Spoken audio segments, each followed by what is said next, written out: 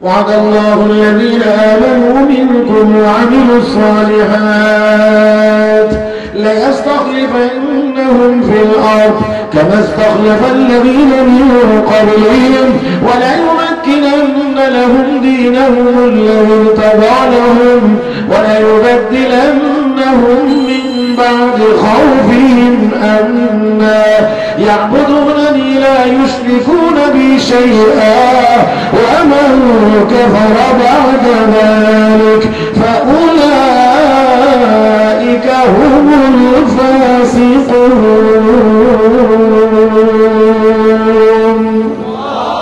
ما شاء الله الله أكبر যদি বলেন তো একটু বড় আওয়াজে বলেন ছোট হয়েছে একসাথে বলেন রাস্তার কাছে কিন্তু মাঝে মাঝে গাড়ি যায় বাস যায় ট্রাক যায় কত আওয়াজ এই আওয়াজগুলোকে দমন করে ওয়াজ করা লাগে কষ্ট কম না বেশি এখানে আপনারা একটু সহযোগিতা আমাকে করেন একটু আওয়াজের দরকার হলে আওয়াজ করবে মুহতারাম হাজিরিন আয়াতের ভিতরে আল্লাহ রাব্বুল আলামিন তিনটা ওয়াদা করেছেন কয়টা ওয়াদা তিনটা আমি আপনাদেরকে জিজ্ঞেস করব যে আল্লাহ ওয়াদা মাঝে মাঝে লঙ্ঘন করেন হ্যাঁ আল্লাহ ওয়াদা মাঝে মাঝে খেলাফ করেন কখনোই না ইন্নাল্লাহা লা ইউখলিফুল মিয়াদ আল্লাহ রাব্বুল আলামিন কখনোই তার ওয়াদা লঙ্ঘন করেন তিনটা ওয়াদা এক নাম্বার আল্লাহ রাব্বুল আলামিন বলেন ঈমানদারদেরকে আমি আল্লাহ সারা পৃথিবীর শাসন ক্ষমতা দান করব দুই নাম্বার ওয়াদা হলো রব্বে কারীম বলেন ইসলাম ধর্মকে আমি আল্লাহ প্রতিষ্ঠিত করে দেব নাম্বার 3 সারা দুনিয়ার সকল কাফের বেঈমানদের হাত থেকে তাদের জুলুম নির্যাতনের হাত থেকে আমি আল্লাহ ঈমানদারদেরকে নিরাপত্তা দান করব কয়টা ওয়াদা তিনটা নিরাপত্তা কে দিবেন নিরাপত্তা কে দিবেন আল্লাহ তাহলে মুমিনের সাথে ঈমানদারদের সাথে আল্লাহর ওয়াদা হলো তিনটা শাসন ক্ষমতা তোমাদেরকে দেব ইসলাম ধর্মকে দুনিয়াতে প্রতিষ্ঠিত করে দেব সব কাফের বেঈমানের হুমকি ধমকি থেকে তোমাদেরকে নিরাপত্তা দান করব মনে রাখবেন মুসলমান আল্লাহ যদি নিরাপত্তা দেন তাহলে সারা দুনিয়া মিলেও তার কোনো ক্ষতি করতে পারবে না সাইয়েদনা হযরত মুসা আলাইহিস সালামের ঘাড়ের উপরে মাথার উপরে হত্যার তরবারি গিয়েছে 9 বার আমার আল্লাহ 9 বারই তরবারির হাত থেকে হেফাজত করেছে আর যদি আল্লাহ কাউকে ধ্বংস করে দিতে চান তাহলে যত রকমের চেষ্টাই করা হোক না কেন বাঁচবার মতো কোনো ব্যবস্থা له معقبات من بين يديه ومن خلفه يحفظونه من أمر الله إن الله لا يغير ما بقوم حتى يغيروا ما بأنفسهم وإذا أراد الله بقوم سوءا فلا مرد له وما لهم من دونه من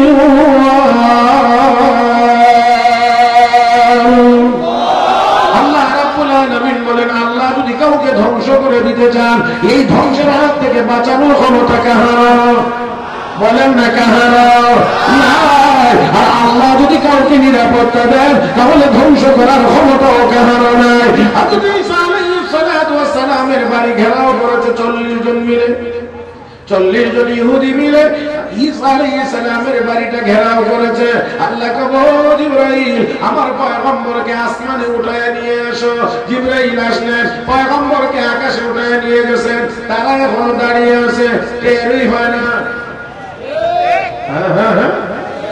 টের পায় না আমার আল্লাহকে জিবরাইল যাও আমার পয়গম্বরকে তারা মারবে হবে না নিয়ে আসো জিবরাইল এসে ঘর থেকে একেবারে সোজা আসমানে উঠায় নিয়ে গেছে আর কি জালিমেরা দাঁড়ায় দাঁড়ায় অপেক্ষা করতে আছে মনে মনে ভাবছে মনে হয় আমাদের উপস্থিতিটা টের পেয়ে গেছে এই জন্য ঘর থেকে বের হয় না তাহলে কি করা যায় দরজা ভেঙে ভিতরে গিয়েই হামলা করতে হবে এবার দরজা ভাঙছে ভেঙে যখন ভিতরে যাওয়া শুরু হয়েছে সর্বপ্রথম যে লোকটা ঘরে প্রবেশ করেছে মুফাসসিরিনে কেরাম লেখেন আল্লাহ রাব্বুল আলামিন ওই লোকটার চেহারাই ঈসা আলাইহিস সালামের চেহারা মনে হচ্ছে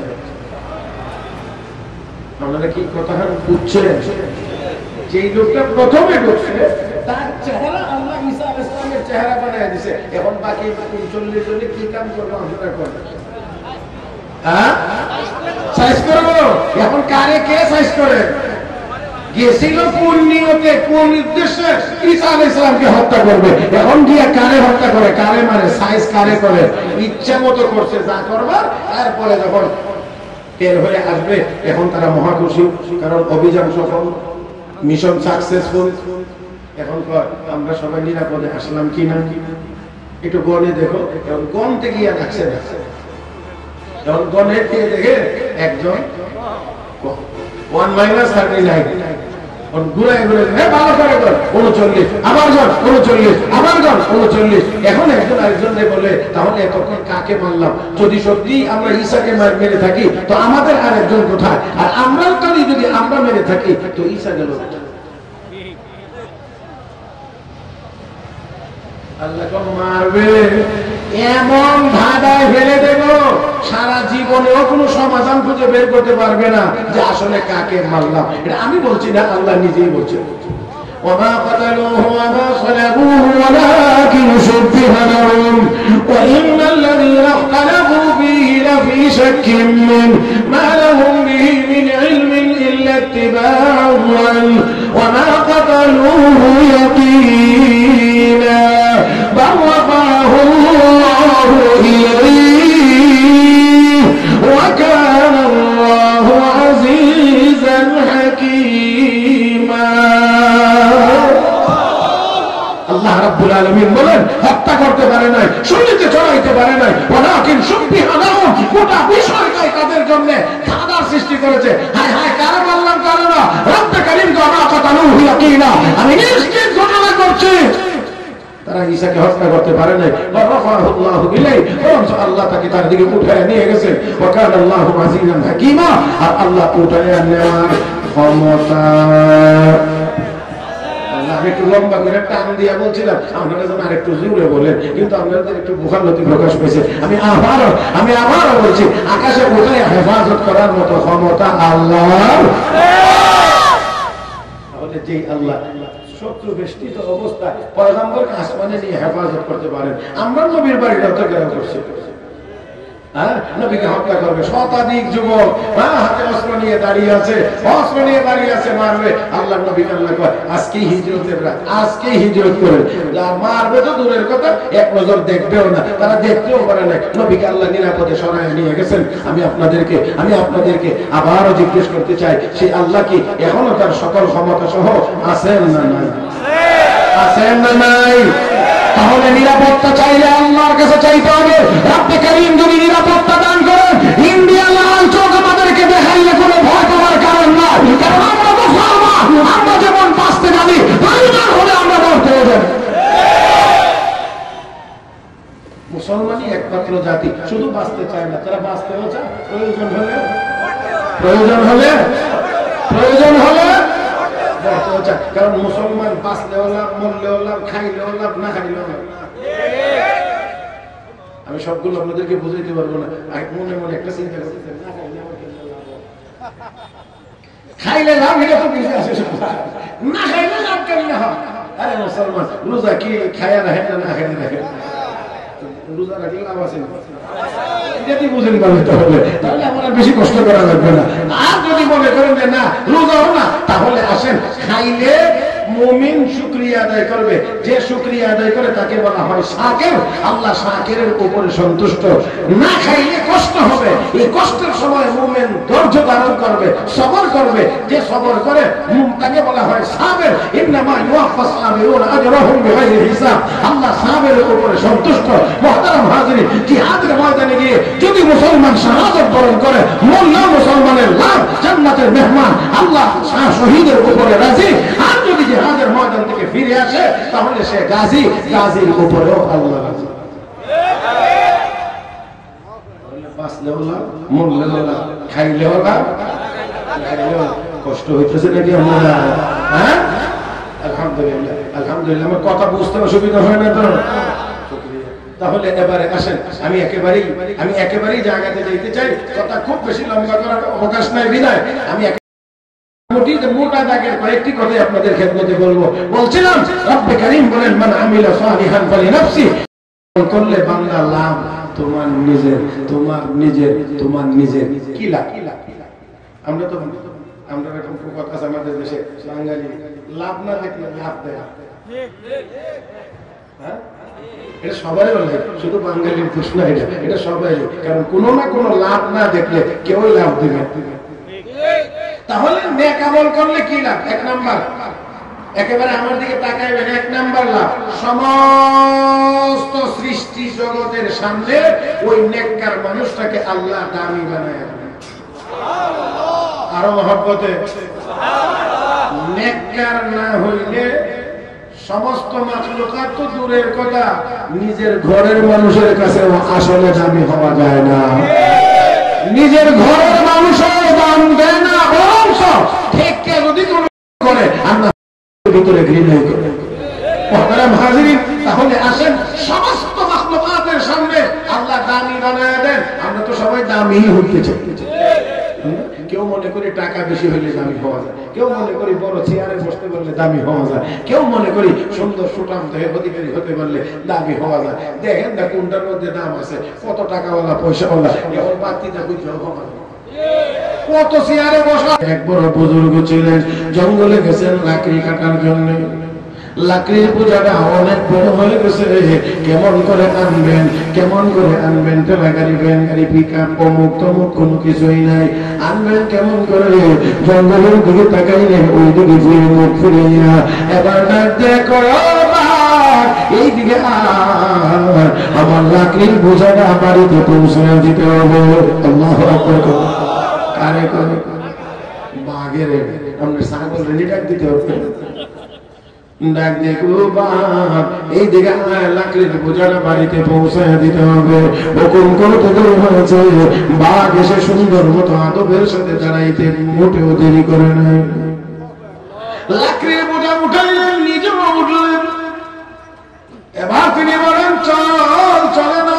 আবার বললেন চল, চলে না। আবার বললেন চল, তারপরেও চলে না। ও মুসলমান, এবার তিনি বলছেন বুঝতে পেরেছি, জঙ্গলে জানোয়ার লাগাইলে চলবে না। আবার ওই দিকে ফিরে ডাক দেখো সাপ, এদিকে মোটা তাজা সাপ এসে হাজির হয়ে গিয়েছে, গলার মধ্যে চিপা দিয়ে ধরে এটাকে বানাইছে চাবুক। সাপ নামের চাবুক দিয়া বাঘ নামের বালনের পিটাইয়া আল্লাহর বান্দা লাকড়ির বোঝা সহ নিজের বাড়িতে হাজির হয়ে গেছে। আওয়াজ করে জবাব দিতে হবে, নাকি অস্ত্রের জোরে, টাকার জোরে, ক্ষমতার জোরে? না না না। হে মুসলমান, আল্লাহ রাব্বুল আলামিনের কাছে শারীরিক কোনো ক্ষমতার মূল্য নাই, অস্ত্রের ক্ষমতার মূল্য। আল্লাহ রাব্বুল আলামিনের কাছে মূল্য হলো ঈমানের, ঈমানের, ঈমানের। ইয়া আইয়ুহান নাস ইন্না খলাকনাকুম মিন যাকারিন ওয়া উনসা وجعلناكم شعوبا وقبائل لتعارفوا إن أكرمكم عند الله أتقاكم। আল্লাহ রাব্বুল আলামিন বলেন, দুনিয়ার মানুষ একজন পুরুষ একজন মহিলা থেকে তোমাদেরকে বানাইলাম, বিভিন্ন গোত্রে বংশে বিভক্ত করলাম পরিচয়ের সুবিধার জন্য। ইন্না আকরামাকুম ইনদাল্লাহি আতকাকুম, তোমাদের মধ্যে ওই লোকটার দাম বেশি, ওই লোকটার মর্যাদার বেশি, যেই লোকটার কলবে আমি আল্লাহর ভয় বেশি। ও মুসলমান, আল্লাহর ভয় বেশি মানে গুনাহ কাজ করবে না, নেক আমল ছাড়বে না। তার মানে যে লোকটা নেককার, আল্লাহর কাছে ওই লোকটার দাম বেশি, ওই লোকটার মর্যাদা বেশি। আমার ভাইরা, আমার বোনেরা, আল্লাহর কাছে যে লোকটা দামি হয়, ওই লোকটা সমস্ত মাখলুকের কাছে দামি হয়। জোরে কান আমার বন্ধুরা, এই জন্য আল্লাহ ওয়ালা যারা হয় লক্ষ্য করে শুনেছেন, অবশ্যই আল্লাহর বান্দাকে বাঘের এই দিকে লাকড়ির পূজা পৌঁছায় দিতে হবে। বাঘ হুকুম মেনেছে, লাকড়ির পূজা নিয়ে বাড়িতে চলে এসেছে। আমার ভাইরা, আমার বন্ধুরা, আমরাও যদি 200 কোটি মুসলমান নেককার হয়ে যাইতে পারি, নেককার যদি হইতে পারি, দুনিয়ার কোনো কাফের বেঈমান আমাদের দিকে চোখ রাঙানোর সাহস করতে পারবে না। আল্লাহ রাব্বুল আলামিন, আল্লাহ রাব্বুল আলামিন বলেন, মর্যাদার মাপকাঠি, মর্যাদার মাপকাঠি আমি আল্লাহর কাছে আছে, এটা হলো ঈমান আর নেক আমল। যার ঈমান যত বেশি মজবুত, যার নেক আমলের পরিমাণ যত বেশি, আমি আল্লাহর কাছে ওই লোকটার মর্যাদা তত বেশি। আমি আপনাদেরকে শুধু দুইজন ব্যক্তির নাম বলি, একটু দেখেন তো খেয়াল করে। একজন ব্যক্তির নাম আবু জাহেল, আর একজন ব্যক্তির নাম বেলাল। শুনছেন নামটা? এবার দেখেন আবু জাহেল নামের যে লোকটা, এই লোকটা দেখতে সুন্দর, এক নাম্বার। দুই নাম্বার লোকটা নেতা, তিন নাম্বার লোকটা ধনী।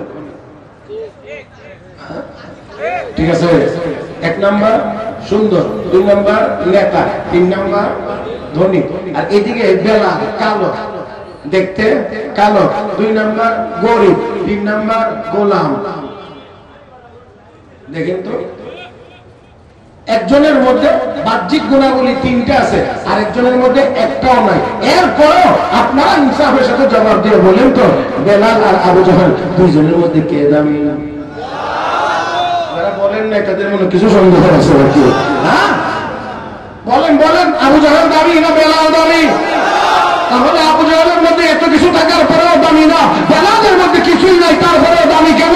হ্যাঁ মুসলমান, আমরা মনে করি দামি হওয়া যায়, হাজার হাজার কোটি টাকার মালিক হওয়ার পরেও চুরি করে দেশ বরবাদ করেছিল, সুন্নাত বদলায়া এই দেশ থেকে ভাগার চেষ্টা করেছে।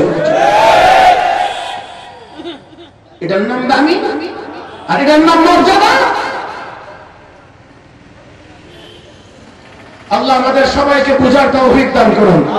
সম্পদের পিছনে পড়লে, শুধু দুনিয়ার পিছনে দৌড়াইলে, শুধু দুনিয়া দুনিয়া দুনিয়া জপতে থাকলে ওই লোক লাঞ্ছিত অপমানিত না হয়ে পারে না।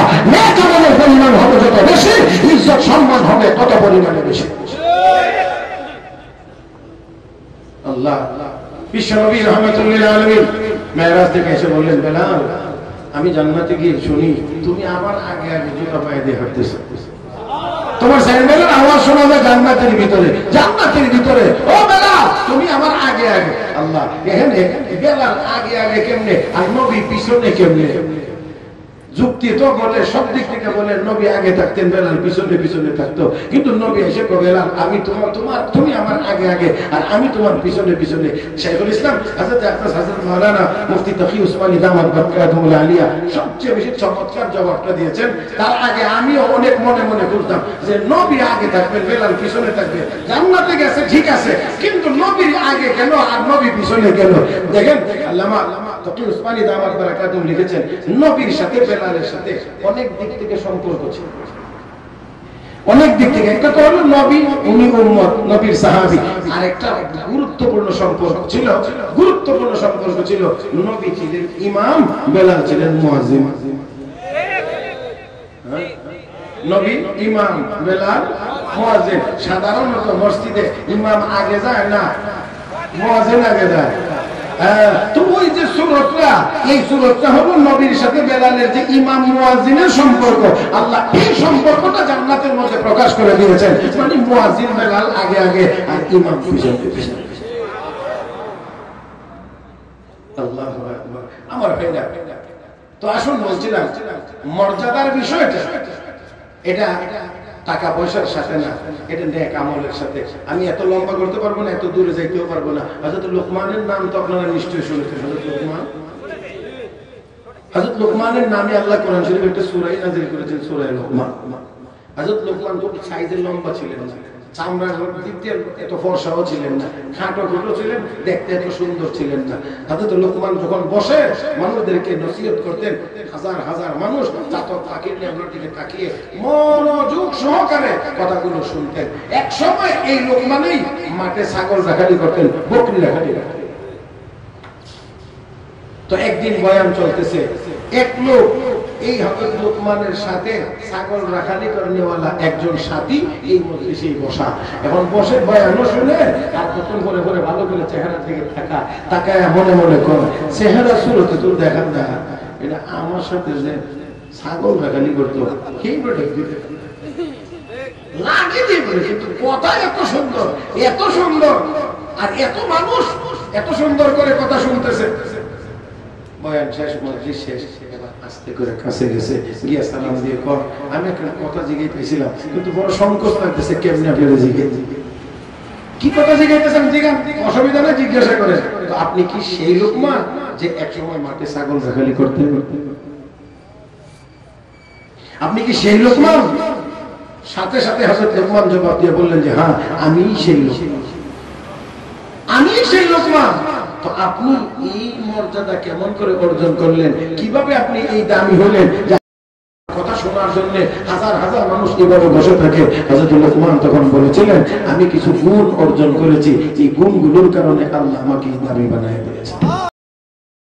তাফসীর ইবনে কাসীরের ভিতরে আল্লামা হাফেজ ইমাদউদ্দিন ইসমাঈল কাসীর রাহমাতুল্লাহি আলাইহি 9টা গুণের কথা উল্লেখ করেছেন। আমি 9টা বলতে গেলে 5 মিনিট করে বললে তো 45 মিনিটের, আর 10 মিনিট করে যদি বলি তো লাগবে 1.5 ঘন্টার দরকার। এত সময় তো আমাদের কাছে তো নাই। এই জন্য আমি এতগুলো বলতে পারবো না, তবে একটা মাত্র বলছি, একটা সেটা হলো হযরত লোকমান বলছেন, আমি আমার জবানকে কন্ট্রোল করার মাধ্যমে দামি হয়েছি, আমার জবানকে আমি কন্ট্রোলে নিয়ন্ত্রণে রেখেছি। বিশ্ব নবীও বলেছেন, ওয়ায়াযমালি মা বাইনা লাহিয়াইহি ওয়া মা বাইনা রিজলাইহি আযমাল্লাহুল জান্নাহ। আমাকে যে ব্যক্তি 2 অঙ্গের হেফাজতের গ্যারান্টি দিবে, আমি বিশ্ব নবী তার জান্নাতের গ্যারান্টি দেব। এর মধ্যে একটা হলো জবান। তাহলে দামি হওয়া যায় টাকার মাধ্যমে, না দামি হওয়া যায় নেক আমলের মাধ্যমে? আল্লাহু আকবার, আল্লাহু আকবার। সেজন্য আসেন দেখেন, যারা দামি হয়েছে তারা নেক আমল করার মাধ্যমে দামি হয়েছে। সাইয়েদনা হযরত আব্দুল কাদের জিলানী রাহমাতুল্লাহি আলাইহি, যিনি রাতের বেলা শেষ ভাগে নামাজ পড়ে তাহাজ্জুদ পড়ে আল্লাহর কাছে কাঁদতেন, দোয়া করতেন, তু জান্নাত রাবনে কাদের ওয়া মান বদরা বদু জখবার, তু জান্নাত রাবনে কাদের ওয়া মান বদরা বদু জখবার ওয়া কাসবা শাদরা আজা আল্লাহ তোমার নেককার বান্দা বান্দীদেরকে জান্নাত দিয়ে দিও, আমার মতো গুনাহগারকে তুমি দোজখে দিও। ও মুসলমান, একটু কথাটা ভালো করে খেয়াল করতে হবে। এটা আমাদের মতো সাধারণ মুমিনের জায়গা থেকে তিনি বলেন না, কারণ উনি অনেক উপরের তবকার।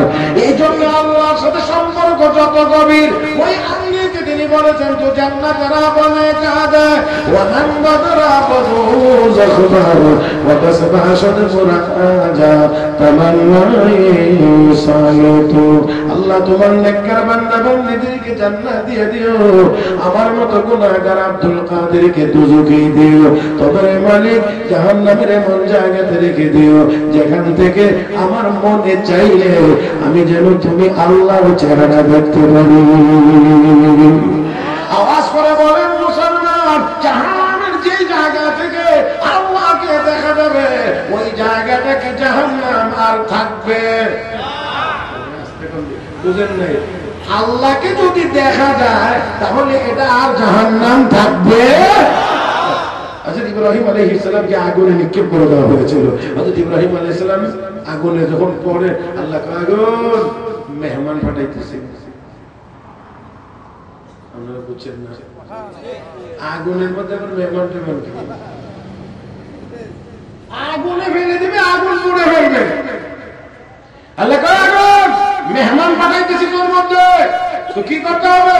জানাইবে না তো কি করবো? কোনি বান্দা ঠান্ডা হয়ে যা।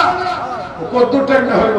সালাম বেশি হইস না, যাতে করে আমার ইব্রাহিমের কোন দিক থেকে কষ্ট না হয়, কষ্ট যেন না হয়, আরামদায়ক। ইব্রাহিম আলাইহিস সালাম যতদিন আগুনের ভিতরে ছিলেন, বের হয়ে আসার পরে দুনিয়ার জীবনে সবচেয়ে বেশি আরামে ছিলাম যে কয়দিন নমরুদের আগুনে ছিল, যে কয়দিন নমরুদের আগুনে ছিলাম, এই কয়দিনের সবচেয়ে বেশি আরামে ছিলাম। আসলে আরামে থাকারই তো কথা, কারণ আল্লাহ তো আগুনটারে এসি বানিয়ে দিয়েছেন। ইব্রাহিম আলাইহিস সালামের বাড়িতে পারি এসি নেই, কথা কয় না? তো এসিতে গেলে দুটো আরাম লাগবে। চৈত্র বৈশাখ মাস, জ্যৈষ্ঠ মাস পুরা রোদ্রে তাপের মধ্যে আপনি যদি হেঁটে হেঁটে হেঁটে হেঁটে কদ্দূর যান, আর যাওয়ার পর একটা রুমের মধ্যে নিয়ে বসা, আর যদি এসিটাকে এনে চলে বেড়া বসে হ্যাঁ, কিন্তু আবার বাইরে যখন আসে খুশি আরামই তো ছিলাম, হ্যাঁ আরামেই তো ছিলাম। তাহলে ও মুসলমান, যেই জায়গায় বসে আল্লাহকে দেখা যাবে, এই জায়গাটা আমার বন্ধুরা জাহান্নাম হতে পারে না। তো হযরত আব্দুল কাদের জিলানী এত বড় আল্লাহর ওলি হয়েছিলেন, বুজুর্গ হয়েছিলেন, নেককার হওয়ার মাধ্যমে এই এত মর্যাদাশালী ইজ্জতওয়ালা হয়েছে।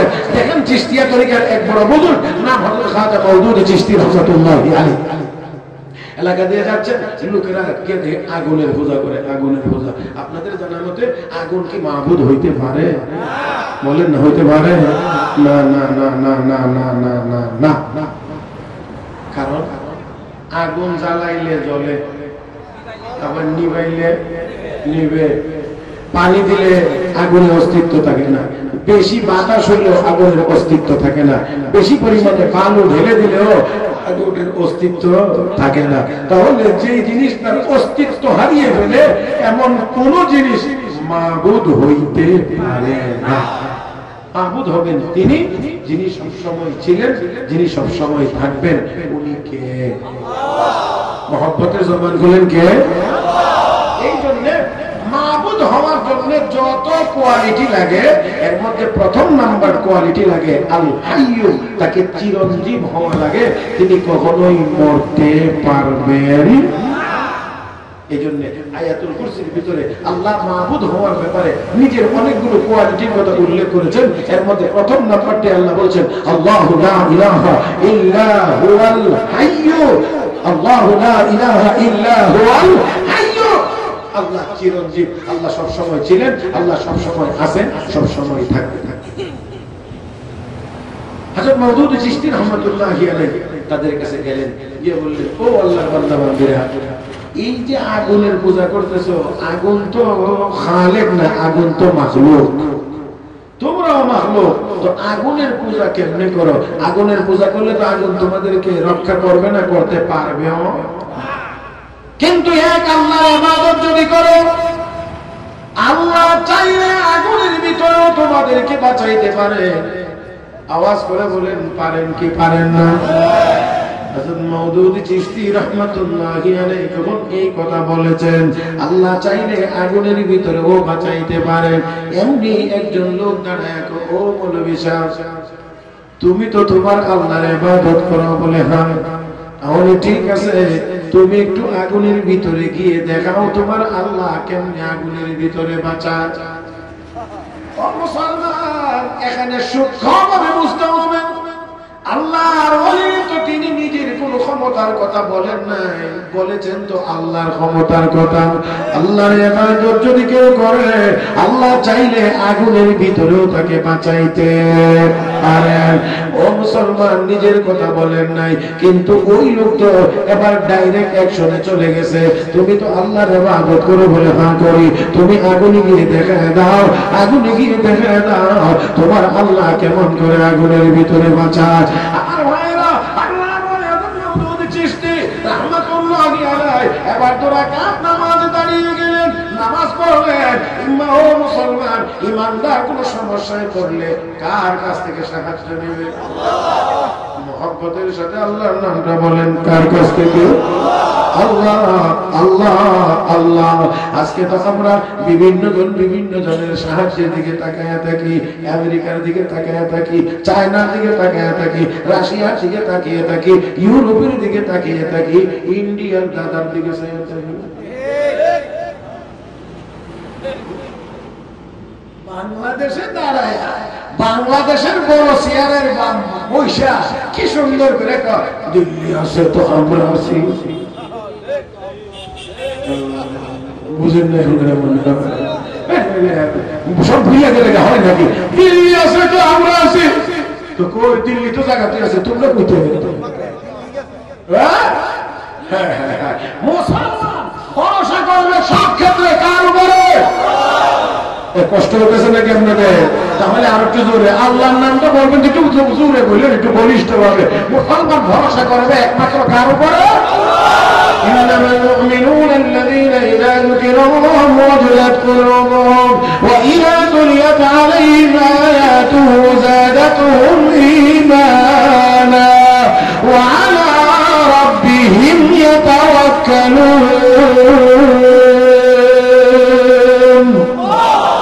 ভরসা কার উপরে? ভরসা কার উপরে? আল্লাহ আল্লাহ আল্লাহ আল্লাহ আল্লাহ আল্লাহ। হযরত মওদুদ চিশতি রাহমাতুল্লাহি আলাইহি নামাজে দাঁড়িয়ে গেলেন, নামাজ শেষ করে হাত তুলে দোয়া করেন, মালিক আমি আমি আমার ক্ষমতার কথা বলি নাই, তোমার ক্ষমতার কথা বলেছি। আমি এখন তো অ্যাকশন শুরু হয়েছে আমার উপরে। রব্বে কারীমের পক্ষ থেকে ইলহাম আছে, মাওদুদ ভয়ের কোনো কারণ নাই, আগুনে ঢুকে যাও। আল্লাহু আকবার। আর আস্তে করে আগুনে প্রবেশ করো, আগুনে প্রবেশ করো, কোনো অসুবিধা নাই। হযরত আকরাস মাওলানা শাইখুল হাদিস জাকারিয়া রাহমাতুল্লাহি আলাইহি এবার দোয়া শেষ করে আল্লাহর ওলি শুধু একাই মিলে আগুনের ভিতরে গেলেন না, ওই অগ্নি পূজারীদের একজন নেতার ছোট এক বাচ্চা টান দিয়ে কুলি নিয়ে আল্লাহর ওলি আগুনের ভিতরে প্রবেশ করলেন। দীর্ঘ সময় আগুনের ভিতরে ছিলেন, ওনারও একটি পশম জ্বলে না, ওই বাচ্চাটারও কোনো পশম জ্বলে না। আমার ভাইরা কিতাবে লিখে উনি একা একা যাবেন, তখন বাচ্চাটাকে সাথে করে নিয়ে গেলেন কেন? এই জন্য নিয়ে গেছে, যদি উনি একলা চলে যেতেন আবার একলা বের হয়ে আসতে, আবার কোন কোন জালেম বলতো মনে কোনো জাদু টাদু জানে। এই জন্য উনি নিজে একা যান নাই, বাচ্চাটাকে সাথে করে নিয়ে গেছেন, বুঝাইয়া দিলেন আল্লাহর গোলামি করলে শুধু আল্লাহ তাকেই বাঁচায় না, তার সোহবতের যে রাজা হেদারেও বাঁচায়। শুধু আল্লাহ আল্লাহ ওয়ালাদেরকেই বাঁচায় না, তাদের সোহবতে যারা যা, তাদের সঙ্গে যারা হয় তাদেরকেও বাঁচায়। ইমানদারেরা ইমান রক্ষার জন্য বাড়িঘর ছেড়ে দিয়ে পাহাড়ের গোড়ায় গিয়ে আশ্রয় নিয়েছিল, আর তাদের পাহাড়ের জন্য কুকুর পিছনে পিছনে যাওয়ার কারণে রব্বে কারীম কুকুরকেও জান্নাতে বানিয়ে দিয়েছে।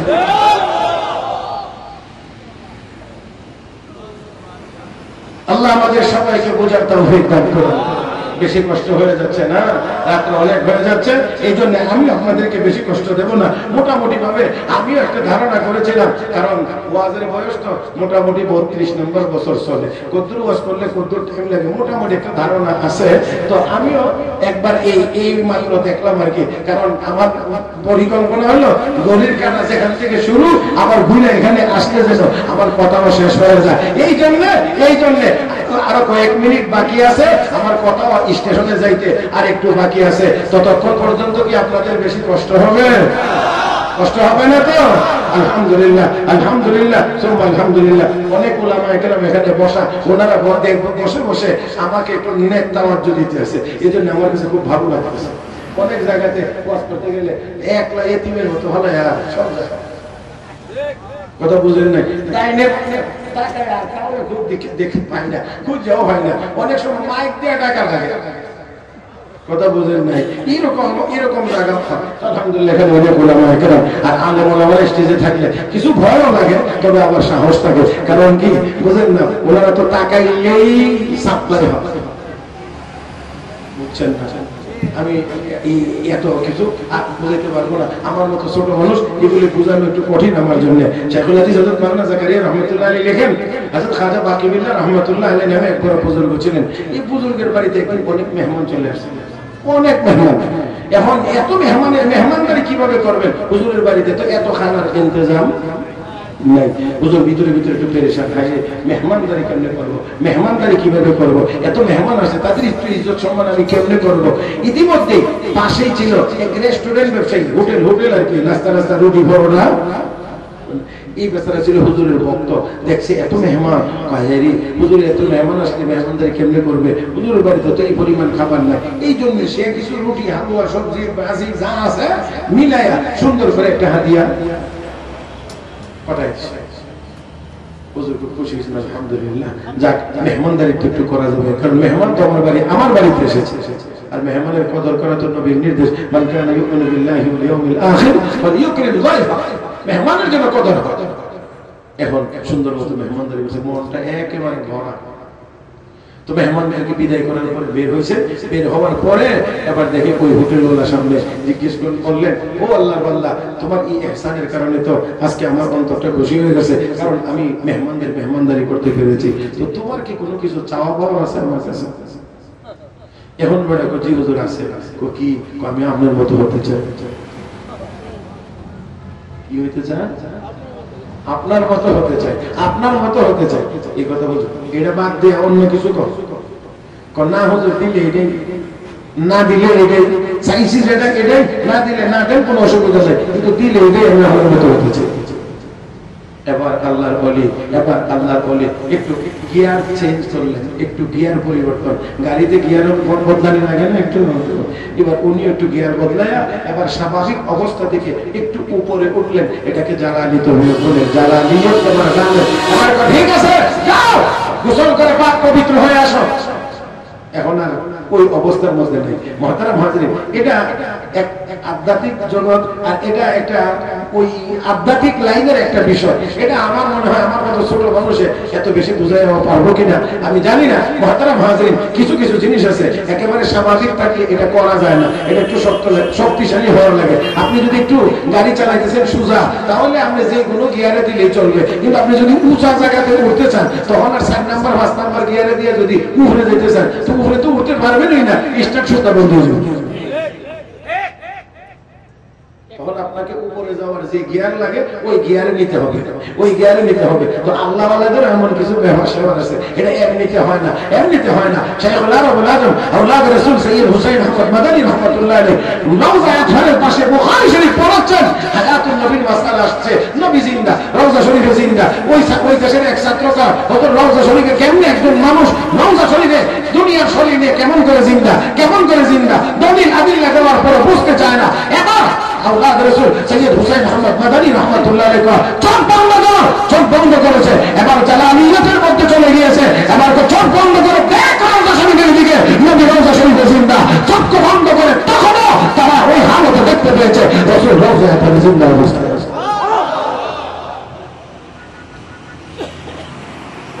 মুহতারাম হাজিরিন, তো যাক আল্লাহর ওলি বললেন যাও গোসল করে পাক পবিত্র হয়ে আসো। এবার সে গোসল করে পাক পবিত্র হয়ে আসছে, ঢুকাইছেন হুজরার ভিতরে, আর এবার সাপ্লাই দেওয়া শুরু হয়েছে। যেটা বলতে চাইছিলাম ওলামা একরাম তাকাইলেই সাপ্লাই। আল্লাহ, এটা এটা এটা কেমনে বলতাম আমার কাছে আর যোগ্যতা নেই। আপনারা জানেন যে কচ্ছপের বাচ্চা ভরে কেমনে? হ্যাঁ, দূর থেকে কচ্ছপ কিন্তু ডিমের উপরে সরাসরি তা দেয় না। কচ্ছপের দৃষ্টি এই নজরের মাধ্যমে ডিমের উপরে হিট লাগায়, আর এখান থেকে বাচ্চা ফোটে। কচ্ছপের চোখের পাওয়ারে যদি ডিমের ভিতর থেকে বাচ্চা হতে পারে, আল্লাহর নেক নজরে তাকাইলে ওই মানুষটার ভিতরেও আল্লাহর ভিতরে যদি সাপ্লাই হতে পারে।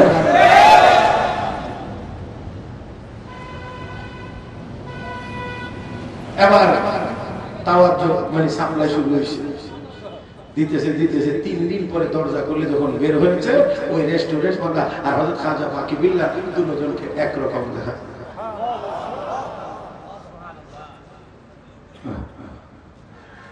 একরকম দেখা যায়। তবে যে জিনিস নেওয়ার দরকার ছিল 10, 12, 15 বছরে নিয়ে নিছে মাত্র 3 দিনে।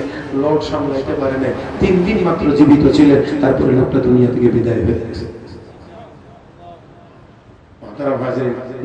আমি মনে হয় একটু বেশি মানে আমরা যে ক্লাস, এই ক্লাস একটু বেশি উপরে চলে গেছে আর কি, যার কারণে আমার পক্ষে বুঝাইতে একটু কষ্ট হইতে আছে। মুহতারাম হাজিরিন, মুহতারাম হাজিরিন, মুসলমানের একটা হলো তার শারীরিক ক্ষমতা, আর একটা হলো তার আধ্যাত্মিক ক্ষমতা। শারীরিক ক্ষমতাটা দেখা যায়, আধ্যাত্মিক ক্ষমতা দেখা যায় না, তবে লাগলে টের পাওয়া যায়।